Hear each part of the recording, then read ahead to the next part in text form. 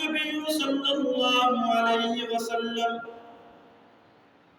نیت المؤمن خیر من عملہ، میرے محبوب صلی اللہ علیہ وسلم نے فرمایا مومن کی نیت اس کے عمل سے بھی بہتر ہے، اس کے عمل سے بھی کیا ہے؟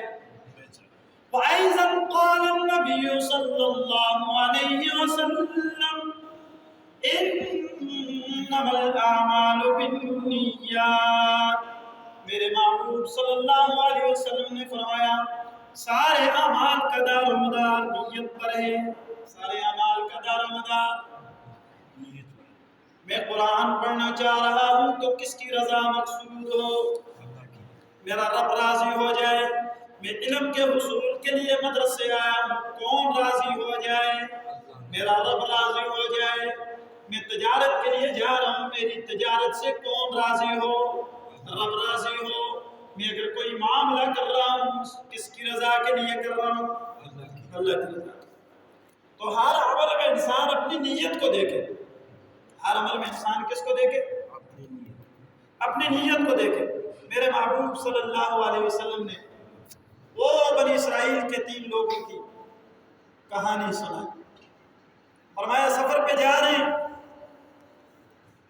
اللہ کے ہاں وہ عمل جو اخلاص کے ساتھ کیا جائے وہ اللہ کو کتنا محبوب، کتنا پیارا ہے وہ رب کو۔ جا رہے ہیں، طوفان آیا، بارش شروع ہو گئی، ایک جھکڑ چلا، تو ان تینوں لوگوں نے جا کے، ان 3 بندوں نے جا کے غار میں پناہ لے لی۔ ایک غار میں کھو میں چھپ کے بیٹھ گئے، اور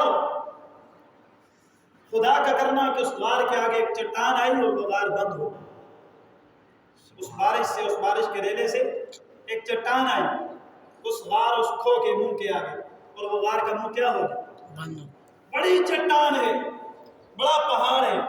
ان 3 جوانوں کے بس کی بات نہیں کہ اس کو کیا کر دیں، اس غار کے آگے سے ہٹا دیں۔ پریشان ہو گئے، غم کا اندھیرا آ گیا سر پہ، یہاں تو گھٹ کے مر جائیں گے، دم گھٹ جائے گا۔ تو کہا چلو اپنی زندگی میں کوئی اچھائی کی ہے تو وہ رب کو پیش کر کے رب سے دعا کرو، اچھے عمل کا وسیلہ دینا بھی، رب کو پیش کرنا بھی، یہ بھی عبادت کا حصہ ہے۔ بسا اوقات اللہ تعالیٰ کسی مقبول عمل کو قبول کرتے ہیں، اتنا اچھا لگتا ہے اللہ کو وہ عمل کہ آپ اس عمل کے واسطے سے دعا مانگے، اللہ تعالیٰ آپ کی اس دعا کو بھی قبول فرما لیتے ہیں۔ اب وہ پھنسے ہوئے پریشان ہیں، تو کہا چلو اپنے رب سے دعائیں کرتے ہیں، اپنی زندگی کے اپنے اعمال کا محاسبہ کرو، ٹٹولو کہ زندگی میں کوئی اچھا کام کیا ہے۔ تو پہلے نے رب سے ہاتھ اٹھا کے مانگا، فرمایا رب العالمین اپنی زندگی کے دامن میں مجھے تو کوئی اچھائی معلوم نہیں ہوتی، لیکن ایک بات مجھے معلوم ہے، میں اپنے والدین کا بڑا مطیع اور فرمانبردار تھا، اپنی ماں کی بڑی خدمت کیا کرتا تھا۔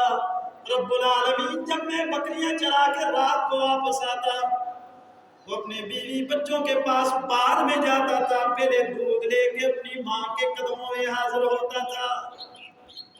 اللہ جی ایک شب میں جب دودھ کا پیالہ لے کر اپنی ماں کے پاس پہنچا، میری ماں کی آنکھ لگ گئی، میری ماں سو گئی۔ میں نے کہا کہ رات کو کسی لمحے بھی میری ماں کی آنکھ کھلے گی، کہیں وہ منتظر تو نہ ہو کہ میرا بیٹا آیا کہ کوئی نہیں۔ اللہ جی میں پوری رات دودھ کا پیالہ لے کر ماں کے سرانے کھڑا رہا، ساری رات کھڑا رہا۔ میرے اللہ اگر میری یہ نیکی اور میری یہ ادا آپ کو محبوب ہے اور آپ کی رضا کے لیے کیا تھا، کوئی دیکھ بھی نہیں رہا تھا، ایک طرف ماں سوئی ہوئی تھی اور دیکھنے والی صرف تیری ذات تھی۔ یہ نا عمل کے اندر اخلاص، ہم جو بھی کام کریں کس کی رضا کے لیے کریں؟ اللہ کی رضا کے لیے۔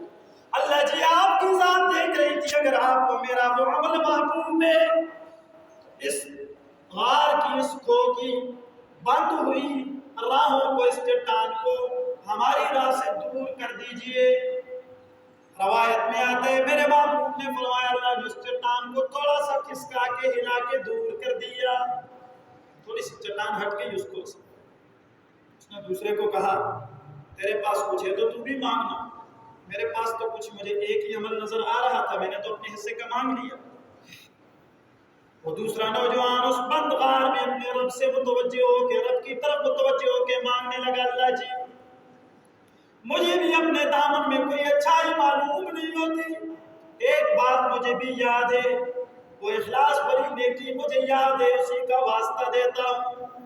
میرے پاس ایک مزدور کام کرتا تھا، ایک شخص میرے پاس کام کرنے کے لیے چلا گیا کسی ضرورت کے تحت، بڑے طویل عرصے تک واپس نہیں آیا، اس کی مزدوری کی رقم میرے پاس موجود تھی، میں نے اس سے بکریاں خرید لی، کچھ بکریاں خرید کے اس غلام اس مزدور کی مزدوری کی رکھ لی، وہ بڑا عرصہ سال نہیں آیا، اس کی بکریوں سے پھیلتے ہوئے بڑھتے ہوئے پورا ریوڑ بن گیا۔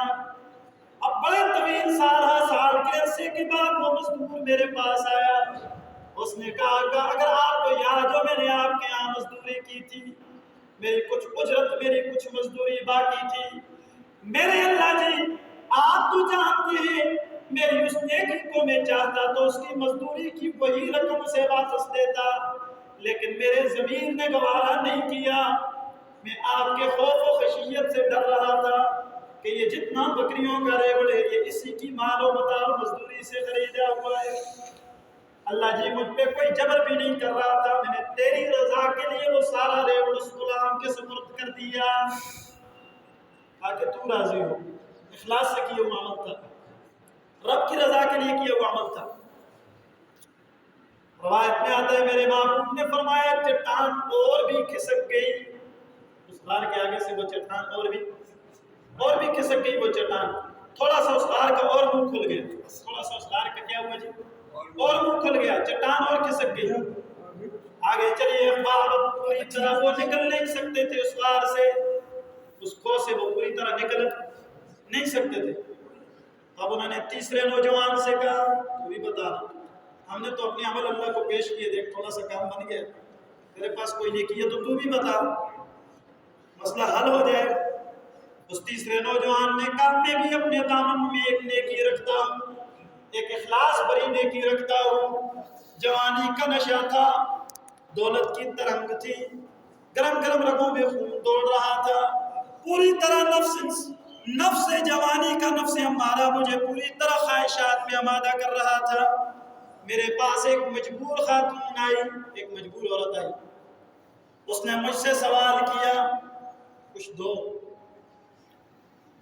ضرورت مند ہوں، محتاج ہوں، چھوٹے چھوٹے بچے ہیں، کچھ دو نا۔ کہا میں نے اسے پہلے گناہ پہ آمادہ کیا کہ تو میرے ساتھ اگر برائی پہ راضی ہوگی تب تجھے مار دوں گا، وہ اتنی مجبور تھی ربا، اس نے اس گناہ پہ آمادگی کا اظہار کر دیا، اللہ جی تو جانتا ہے جب میں نے اسے قریب ہونا چاہا تو وہ لرز بھی رہی تھی، رو بھی رہی تھی، میں نے اسے کہا تو رو کیوں رہی ہے، کانپ کیوں رہی ہے، اس نے کہا مجبور ہوں، چھوٹے چھوٹے بچے بھوک سے بلک رہے ہیں، مر رہے ہیں، پیاس سے مر رہے ہیں، ان کی ضرورت کے لیے تیرے پاس آئی ہوں، کانپ اس لیے رہی ہوں کہ کبھی رب کی نافرمانی نہیں کی، میں نے کبھی بھی رب کی نافرمانی نہیں کی، گناہ پہ بھی آمادہ ہو گئی ہوں تو مجبوری کی بنیاد پر۔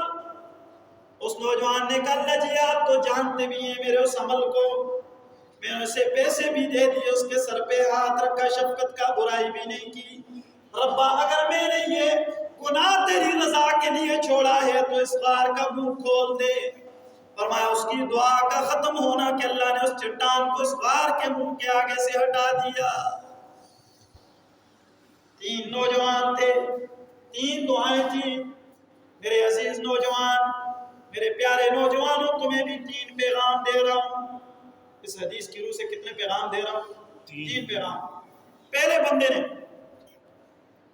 غار کی چٹان کو ہٹانے کے لیے پہلے بندے نے جو رب کے سامنے عمل پیش کیا وہ اپنی والدہ کی خدمت تھی، ماں باپ کی کیا تھی؟ میرے نوجوان آج تجھے اس حدیث کی روح سے سبق دیتا چلوں، یہ جو پہلا عمل اس نے رب کے سامنے پیش کیا اس کو معاشرت کہتے ہیں، اس کو کیا کہتے ہیں؟ معاشرت کہتے ہیں۔ حسن معاشرت کو سیکھ، یہ رب کو اتنی معلوم ہے تو ماں باپ کے قدم دھوئے گا، ماں باپ کے ہاتھ پاؤں دبائے گا، ماں باپ کے سرانے بیٹھے گا، اللہ تجھے جس طرح بنی اسرائیل کے جوان کو اس اندھیرے غار سے نکال دیا، اللہ تجھے دنیا کے غموں کے اندھیروں سے نکال کے روشنیاں عطا کر دے گا۔ اگر تیری معاشرت ٹھیک ہوئی، پہلا کام یہ کر، اپنی معاشرت کو درست کر، ہماری معاشرت درست ہو جائے۔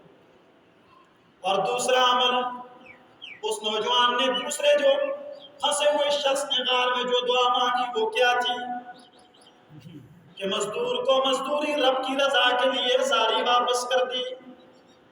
اس کو کہتے ہیں معاملہ، اس کو کیا کہتے ہیں؟ میرے عزیز، اسی حدیث کی روح سے تجھے دوسرا پیغام دیتا چلوں، اپنے معاملات کو درست کرو، اللہ تمہارے غموں کو دور کر دے گا۔ اپنے معاملات کو درست کرو، اللہ تمہاری پریشانیوں کو کیا کرے گا۔ آج ہم غم کے اندھیروں میں ڈوبے ہوئے، غم کی وادی اور غم کے غار میں بند ہیں، اور اوپر سے اس غموں کی نحوست کی وجہ سے، ہمارے گناہوں کی نحوست کی وجہ سے چٹان بند ہے، راہیں نہیں کھل رہی رحمت کی۔ تو اپنے معاملات کو درست کیجئے، اللہ تعالیٰ رحمت کی راہوں کو کھول دے گا۔ جس طرح بنی اسرائیل کے ان لوگوں کی، غار میں پھنسے لوگوں کی پریشانی کو اللہ نے چٹان کو ہٹا کے دور کیا، اللہ تمہاری پریشانیوں کو بھی دور کر دے۔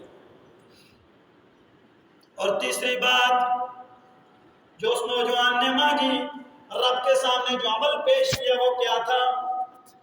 بدکاری کی دعوت دے کر اس کو چھوڑ دیا، برائی کی دعوت دے کر رب کی رضا کے لیے اس خاتون کو چھوڑ دیا، گناہ کو چھوڑ دیا، اللہ نے غار کا منہ کھول دیا۔ گناہ کو چھوڑ دیا، اللہ نے غار کا منہ۔ اس کو عبادت کہتے ہیں۔ اس کو کیا کہتے ہیں؟ عبادت کہتے ہیں۔ یہ دین کی تین بڑی آپ کو میں نے بنیادیں بتا دی، معاشرت، معاملت، عبادت، یہ تین چیزیں، تینوں کی درستگی ضروری ہے۔ عبادت کیا ہے؟ ان تعبد اللہ کأنک تراہ، عبادت یہ ہے کہ تو اس کی بندگی اس طرح کر کے تو اس کو دیکھ رہا ہے۔ اللہ کی عبادت اس طرح کرو کہ تم رب کو کیا کر رہے ہو؟ دیکھ رہے ہو۔ اور عبادت کی بنیاد ہی یہی ہے کہ انسان رب کی نافرمانیوں کو چھوڑے، انسان رب کی نافرمانیوں